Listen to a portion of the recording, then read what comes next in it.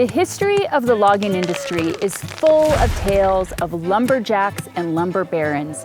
But here at the Baker White Pine Mill, it was a family affair.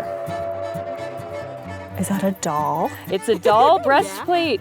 There's playtime happening here, even in these landscapes where big extractive industry is happening. There's also people at play, and that's really fun to see. There's a boot. A little enamelware bottle artifact. This was part of the large sawmill itself. Archaeological investigations at the Baker White Pine Mill highlighted unexpected aspects of this former community deep in the woods. The lumber industry is so traditionally associated with men. You think lumberjacks, I mean, it's a whole identity, flannel, all the things. But what we see archaeologically here is so much more for the women. You would expect to see files and lard pails and these more like utilitarian enamelware bowls at a lumber site. And we have that.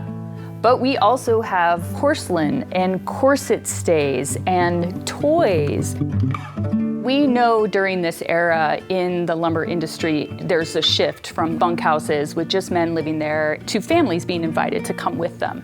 That puts these companies off the hook for feeding, cleaning, doing all the laundry and all the care for these men because now the women are doing it. And so they become a critical part of this industry without being acknowledged, without being compensated. It's not in the history books.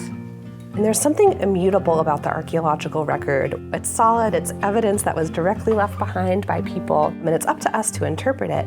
It tells a truth that's a very deep truth.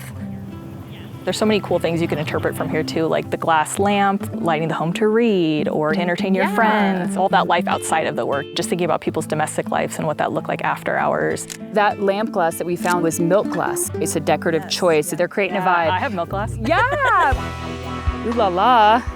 Garter clip.